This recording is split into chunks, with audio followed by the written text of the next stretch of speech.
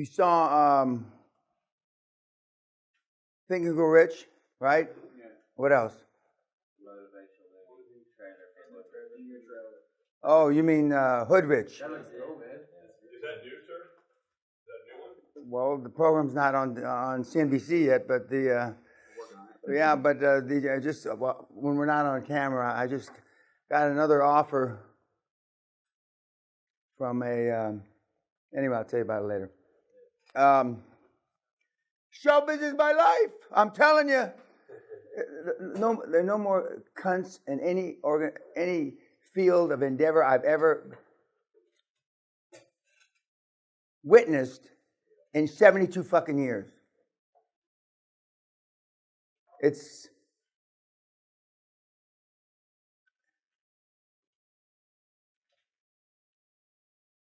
hey, where's the lard-ass broad? You can beat him up for not going to the gym today. Okay. I could bet a gazillion. You know, if I gave every one of you $1 million to be here on time, there'd be somebody late. It's 7:59. Well, but I started. I don't care. We're going by my clock. Okay. But I mean, it's just they're all young. I had 19 meetings, the penultimate, which means the time before last. Penultimate time I was in Hollywood. 19 meetings. I was the only one dressed.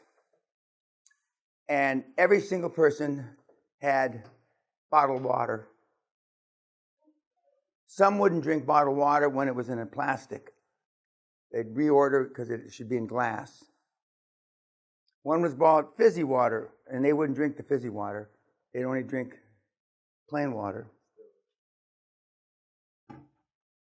One girl that I interviewed wore when she sat down, I could see her snatch. Her dress was so short. Huh? No. A couple of them looked like they just got out of bed. And this was like 1 in the afternoon. It's unfucking believable. And they're the ones that are picking programming for all the big studios. It was remarkable. But it hasn't changed from when I was in the business back in the late 70s and early 80s. It's exactly the same. I thought it was fucked up then. I mean, it's even more fucked up now. It's even more fucked up. Passing your homework, please. Now it's here. Okay. You're going to get this the last day. This is my book. And the people that have done the best over the years, it's so worn that the gold, that's real gold, has worn off.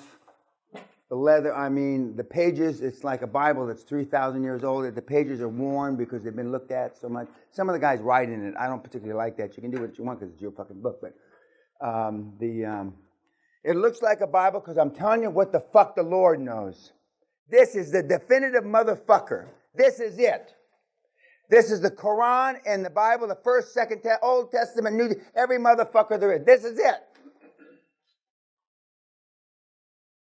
But what's even more updated is my verbal version, that I do because it's got the updated cases.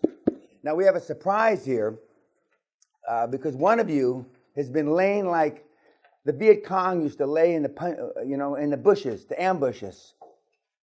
There's somebody in this room that has a secret, but we're going to say it after we're off TV. Has a secret.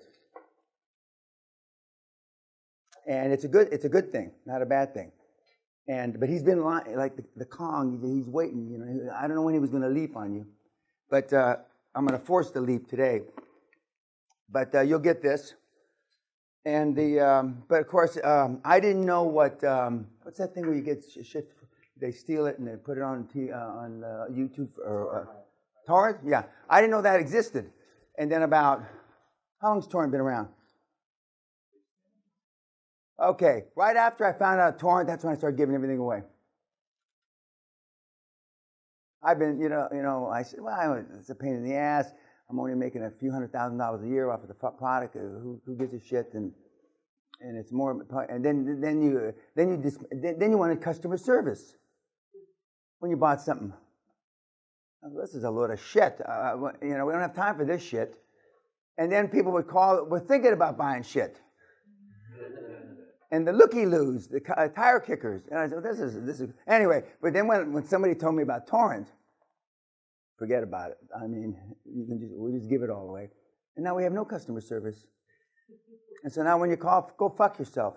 Go look on torrent. But for the people that bought it from the old days, we had 100% if you wore out, and you can wear out discs and shit, contrary to what they tell you, we give you another one. We don't do that anymore.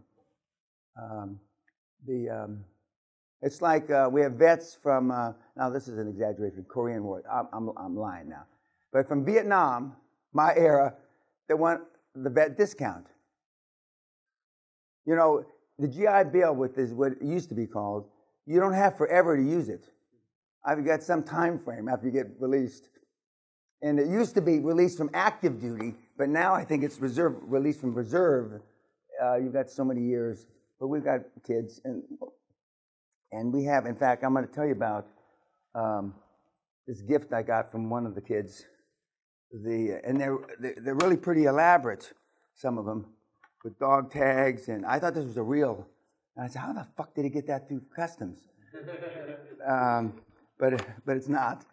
But by the way, thank you. I'm not making fun of the gift, but we get some really bizarre shit in the mail, and some of which we've gotten powder in the mail, and so of course up here nobody knows what that even is. Why would anybody send you, powder that can kill you?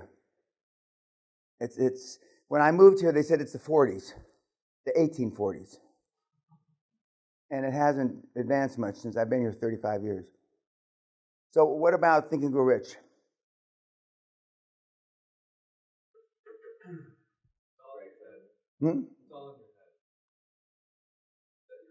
Well, it should be don't think and grow rich. Pull the trigger. Because the whole metaphor about taking 20 years to write that, I could have written that. I would have hired Kat and EJ to write that book, and they would have wrote it for me in a week. I would have paid them, and if I gave them $5,000, they would have thought all their birthdays came at once. I mean, you can get PhD papers written for in the Philippines, and yeah, of course it's all in your head. What else? Perception is reality. Yep, yeah. Persist. All the things. And it's ironic that Napoleon Hill died broke and went broke twice, filed bankruptcy 2 or 3 times, amongst other things, which has been, and I'm not saying that detracts anything from what he wrote, but I mean, it seems to be detracted or lost in the cosmos of time, all the bad shit, along with Henry Ford, the original Henry Ford, and these guys that have done some pretty horrific things, Rockefeller, old man Rockefeller, the first Rockefeller, Astoria, what else? Okay, the other thing you saw was, we're going to get around to Hood Rich when we're not on film, but what's the other thing, the homework? Pardon? The motivation. And what's the takeaway from that? Now, if everybody's saying the same thing, basically, that's kind of a Trump exaggeration, but almost the same thing, right? How come you don't do it? Even the fluffy vaginas that are teaching personal development say, think big, but if you could see the P&Ls of these guys, you would throw up. Profit and loss. If you could see how much money they have legitimately. When I first got into the business 25 years ago, I spent almost a year going around to all the allegedly high-powered people to the seminars. I paid real money to go see Jay Abraham, $5,000. I paid real money to see these guys. And then I hired a private investigator to go around and do my own due diligence. half of them lived in one-bedroom apartments that they didn't own. 10, 20% of them lived at home. And these are the names that are still around. Still around today.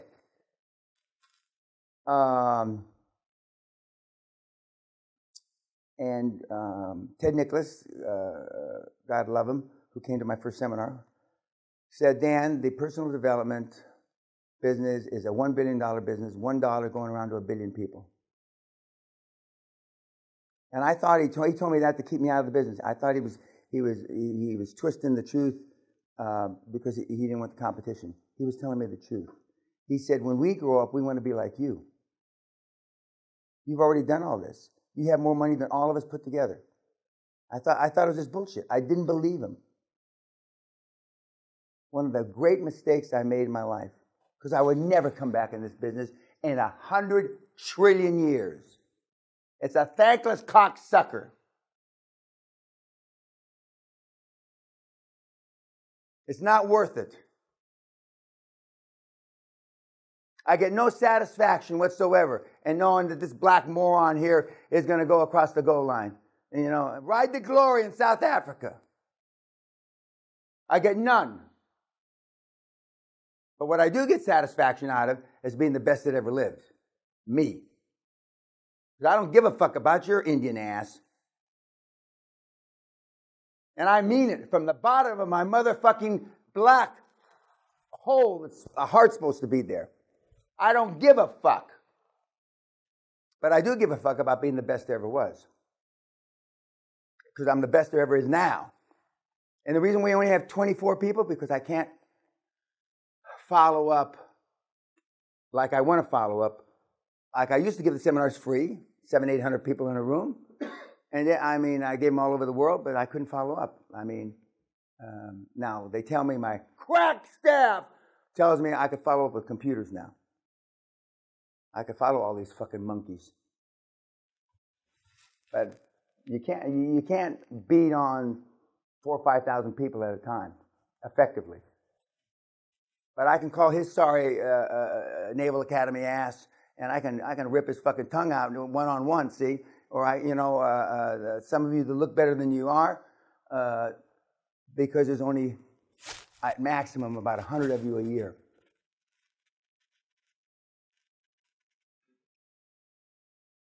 I've told you that we have people here that have read 700 books. It's beyond my comprehension, but 700 books. And there aren't, somebody sent me a list, there was like 55,000 books on personal development. I said on YouTube, I didn't think there was 700 books on personal. Well, my crack audience proved me wrong, and I had emails, 55,000, I think. Can you imagine that? 55 fucking thousand. And I bet you somebody has read them all. And they ought to give him a revolver. Or cyanide or both. Anything else about the motivational? Yeah. Well, that's what mostly what personal development is now. Is I'm okay, you're okay. And well, believe me, you're preaching to the choir about that. I understand that. And I said that I say humankind, mankind started on a slippery slope down the toilet when the book I'm Okay, You're Okay came out in the late 60s by Dr. Stein, the psychiatrist. And here we are. And here we are. Okay, you read Seneca last night. Okay, so what if you learned anything about Seneca? And he wrote about 2,000 or 3,000 years ago, and he said what?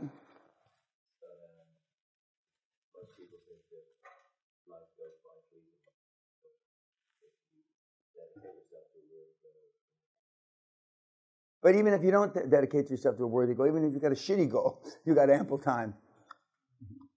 He had put it up in more high and lofty terms. He thought that you shouldn't be dedicated unless if it was a high and lofty goal. Okay. Yeah. The quote that stood out to me the most is life is short, but art is long. And to me, I was contemplating that about the art of living is longer than one lifetime, and the art of success and everything that we're learning. And that's like we're relying on leveraging your information so that we don't have to just go around in a circle. They've been modeling Socrates, Plato, and Aristotle, arguably the first three shitbags that did this, modeling success, copying, mimicking, a long time ago. So this was figured out a long time ago. And we talked some about it today after lunch. How they had two different techniques. One was a writer, and one was just a talker. And one started a school. So they actually approached it in three different ways. But they all came up with about the same result. We've got plenty of time, but for the young kids in the room, and when you get back, they're going to say, why are you in such a hurry? I got told that a gazillion times. And I was older than the young kids that are in this room. And I certainly wasn't in my teens like some of the kids are now. But they were telling me that even when I was in my 30s. Because super success wasn't achieved normally in your 30s. Super success was in your 40s and 50s and beyond. Not dissimilar to Ray Kroc, whereas Steve Jobs, achieved his super success, and Bill Gates, amongst others, and of course Mr. Zuckerberg, at a much younger. We got plenty of time. We got plenty of time, but we waste it. We waste it. Time, we can make money back. I know that, if you lose $100,000 or whatever the number is to you, it's important. You think it's a big fucking deal. It's the time that it took to lose that, and make it and to lose it, which is really the important thing. And I really, really understand that better. And we're going to go over the three secrets, if you will, that Warren has come out with, not recently, but he seems to be talking about it more. And one of which is, and I told you yesterday, is say no to everything. And of course, I gave a teaser about it yesterday. Well, if I say no to everything, and of course, the permutations are really pretty dramatic if you say no to everything. But one of the slides that you should put on the wall or on your laptop cover is KNOW, knowing when to say no. And in your case, to everything. Because you can't differentiate. You don't know a pile of shit from a big tit for the guys. You don't know. You think you know the difference, but you don't. We have people up there on the Hall of Fame that don't know the difference, and they're on the Hall of Fame. You don't have to, you don't have to know if it's one of you said that Italian stallion over here. We're looking for the perfect deal. Remember, you said there is no perfect. There is nothing that's perfect vis-a-vis deals. And and some of you there's not even anything close to perfect. But that gives you a reason to procrastinate and not make a decision. Because you're in the back of your head, if I make a decision, it's either going to be right or wrong. If I'm just studying it or thinking about it, it's never going to come to fruition that it's right or wrong. Right or wrong. Okay, YouTube. Thank you.